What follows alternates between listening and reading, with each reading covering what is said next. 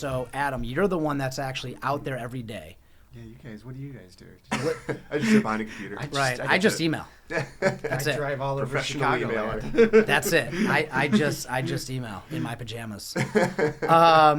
But you're the one that's actually out there every single day. Yeah. With buyers, with, real people negotiating real deals for their homes all over the Chicagoland area, the city, the suburbs, everywhere. You're familiar with all the local markets. So what's actually going on out there? Yeah, well, to talk about what would happen if interest rates come down, in a way, this is going to sound really weird for the current buyers out there that are legit, like, we can make this happen at these higher interest rates, that would almost be worse. Yeah, I agree. Because anytime I see interest rates come down, any kind of significant move, all of a sudden we have that many more people wanting to buy. And there's just not enough inventory. Because that interest rate really affects purchase power, right? And so you get so many people that, are just priced out of it. And who's really buying right now? Like, I think I heard a statistic that it was like 38% right now are all first-time home buyers.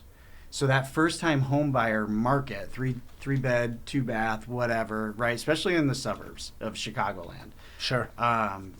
Those properties, I mean, I used to go show 4 It's for 5 those houses. people that the difference in interest rates of a few $100 a month makes the most difference. Yeah. They're trying to save up. They've already been saving up. This is their first home. Yeah, well, there's just no supply. And so, like I was saying, like, I used to go out and show 4 or 5 properties to somebody at any given time. It's like they want to go look at houses. It's average. We'll go show them 4 houses. Now we're lucky to have 1 for the weekend. Like, wow. I'll go a weekend now where I'll have clients that don't reach out because there's nothing new for them in their price point. That and sucks.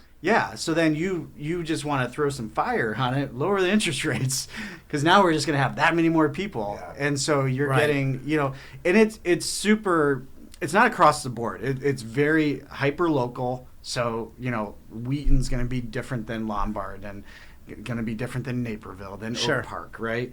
And certainly different than the city. Yep. And so, when you lower the interest rate, you're going to have more people, and it's going to cause pricing to go up. So, yeah, it is worse. I would almost say I'd want it to stay where it's at. That's if that happens. Right. If we can start getting some supply, then yeah, let's get the ball rolling. Do you think that for any sellers right now, rates being higher prohibiting them from listing because they're worried about the buyer? Yeah. I think if everybody that is thinking about selling would just put their house on the market, we'd be fine. Yeah. Like but so many people are just scared to list their house right now because not to sell it, that's going to sell so fast, and then they have nowhere to go. Then they're in the buyer market. And now exactly. I can't find anything. Now I've got a time. And they're sitting on an interest rate that's 2 to 3%. Oh yeah, right. And they're going to give that up for a 6 or 7% rate. Yeah, right. So I mean, it's so a double-edged sword. So like, how you just can't win either cycle. way? Yeah, it is a vicious cycle. And it's hard to get out of it. So house hunting spring 2023. Yeah. Right. Who is it for?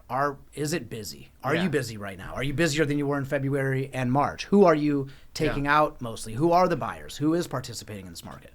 I mean, you mentioned the first-time home buyers. I've got a big pipeline, right? Like, pipeline are people that are, telling me they want to buy this year, right? Mm-hmm. And so we've got a lot of those people, just nothing to show them. Yeah. And so. Yeah, it's a tough market. Are there more homes coming to market because it's spring like you typically see? Year over year, we're down, I think, 18%. Okay. If you look at it that way. Of new inventory. Of new listings. Yeah, and what you were saying about, the statistic that this year is going to be a little different. Like, Chicagoland, the way it happens is, literally Super Bowl weekend, the next weekend. Right, I remember that. You just start getting busy. Yep, and so you'll do that until school gets out. And then once school gets out, everybody goes on summer vacation for about 2 or 3 weeks. We get super slow. We're like, what the heck just happened? Right. And then everyone comes back. Everybody comes back. He's like, I need to be in a place before school starts. Right. So then school starts, there's a lag. And then we're just kind of busy until till Thanksgiving. Yep. And then there's a Thanksgiving we shut down until Yeah. the Super Bowl. Yep. And that's our typical cycle. And you can Right. look at data from, Yeah. all the Right. way back to 2000, and that you'd see Right. the same peaks and valleys, right? Well, Which also ends up correlating with the seasons in a seasonal market. Yeah, right. But I do think what you're saying and what the speaker was talking about, where this year, because of the way everything's just kind of starting out, that we could start to see the market get stronger, and that would be a departure from the way things go. For sure. I mean, we generally I wouldn't mind it, actually.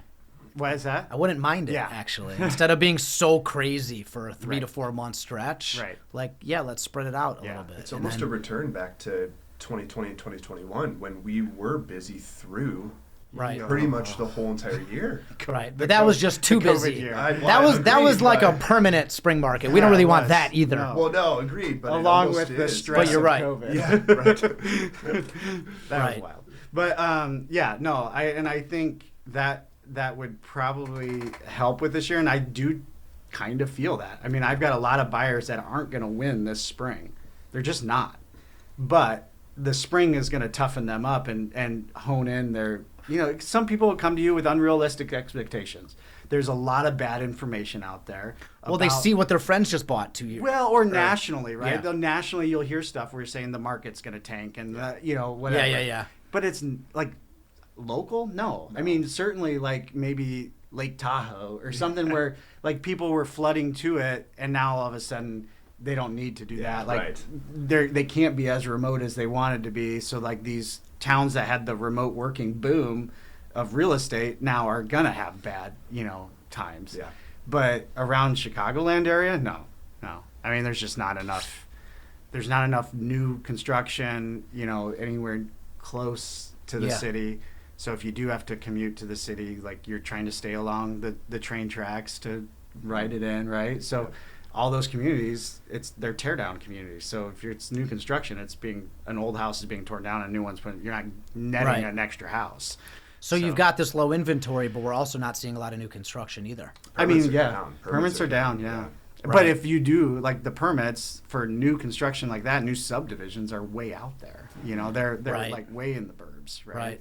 And so, Which makes sense because in this new kind of virtual world we live in, people are able to live in far out places or even different states, and because we're working from home and all those sort of things. So there's a market for that, but obviously it's not the same as a new construction building in Chicago that goes like that. Yeah. This year is certainly competitive, is what I keep saying. It's competitive, so we have to do everything as real estate agents to help our clients be in the best position and not have it cost them more money. Yeah. And there's a few things we're doing. So Yeah, what are you doing? One particularly is I'm using Ben. I've done how many deals? 200 plus deals with Ben. Probably, yeah. So when I'm presenting offers, I'm trying to take away all of the unknowns that I can in a transaction for the sellers. And that's going to make the sellers more opt to pick us, right? Yep. So like with Ben, I can take my clients instead of just being pre-approved or pre-qualified. Like we can actually get them fully underwritten except for the property, right? Mm-hmm. So that's an unknown that a seller doesn't have to wait for. We come to them with a client that is 100% fully approved. Wow. And so the house then just has to appraise, and you make it through your attorney review and inspection period, and you're pretty much done at that point. Wow. And so that's really reassuring to the seller. The second sure. thing is relationship building. I mean, this competitive market is all about relationships. And so the listing agent on the other side, whether I know them or not, it's more about me relating to that person on a human level, like acknowledging the fact that they're in the trenches too, right? Sure.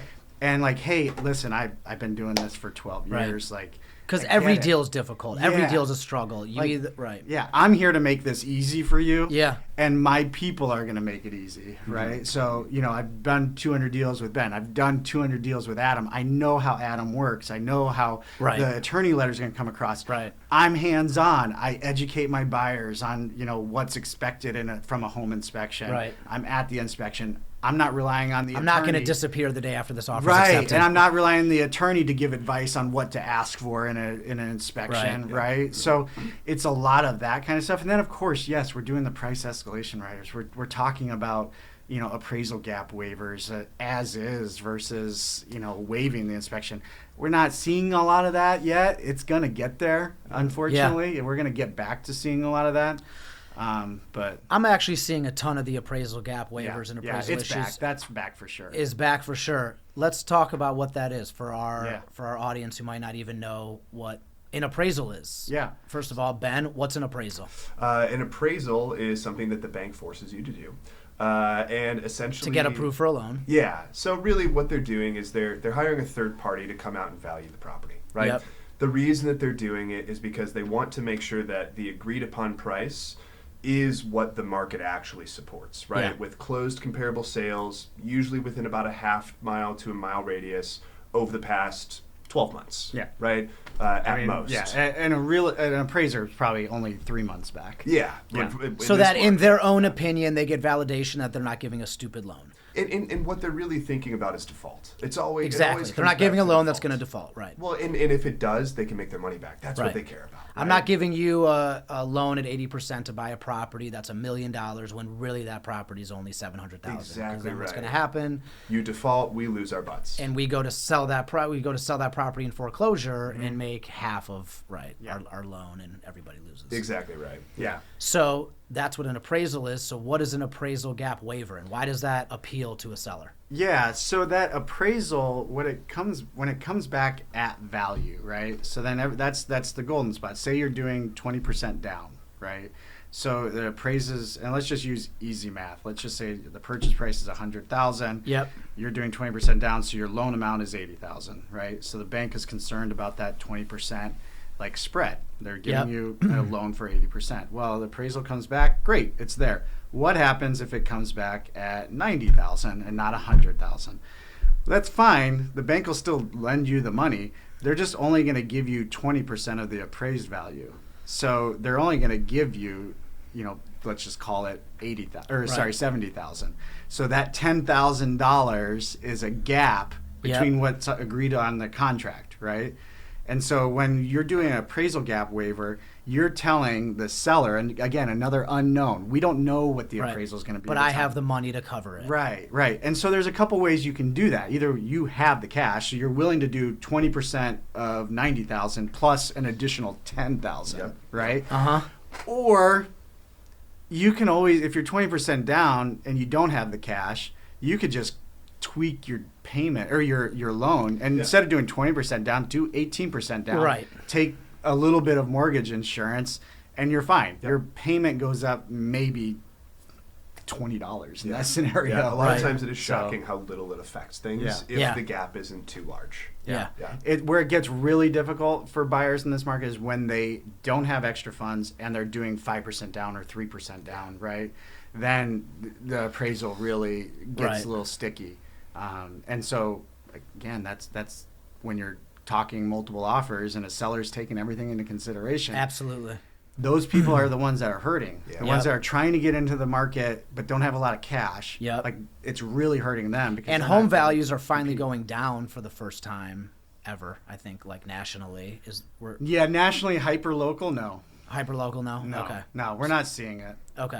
Especially in the burbs, That's what they want to happen, but it's just not happening. Yeah, I mean, let's look at simple economics, right? Like, we're talking supply is here and demand is here. Yeah. So, supply and demand is so out of whack that, pricing is not dropping. It would have to kind of even out or be opposite to where supply is high and demand is low. So we're okay with appraisals currently. They're still probably going to appraise out. Yeah. If prices start going down, then it becomes even more of an issue because then you're worried about if your house is going to appraise out or not. But yeah, I mean, appraisals at the end of the day is just somebody else's opinion, and that other person has different opinions, and they're affected by news and national news and whatever.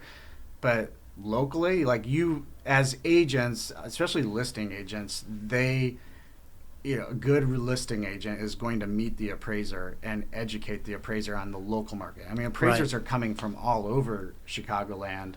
They may be up in, I don't know, just Lake County, and they're doing an appraisal clear down in Downers Grove, right? Yeah. And so they might not be that expert of the Downers Grove market. But, as a listing agent or any agent, really, like, your job is to educate people along the way. And one of them, even if they don't want to hear it, it's letting that appraiser know what that market's doing. Right. And so, I don't, if we've got 10 offers on a property, like, really? It's not worth. I mean, I've got 5 people willing to pay this price. Like, you're going to tell me, that the market's not that? Like, the market's that. Right.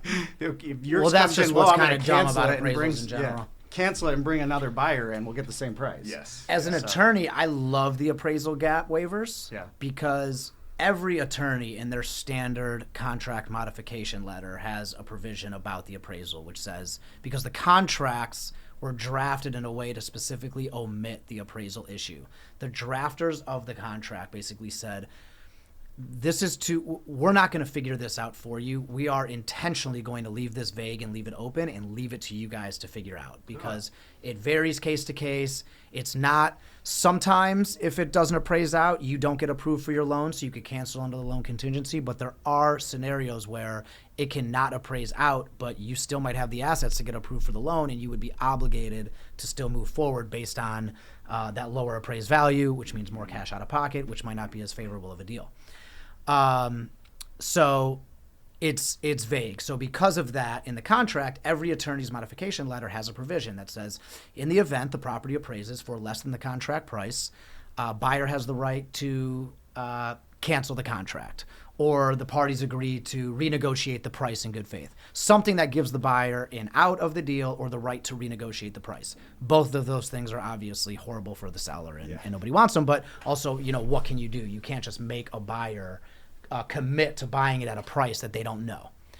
So the gap waiver just addresses that already, and then you don't have to negotiate it during attorney review. And the best thing about it is we could just order the appraisal and figure out what it is and not waste time trying to well, what if it's this? What if it's that? An appraisal costs $500. You're buying a property for hundreds of thousands of dollars.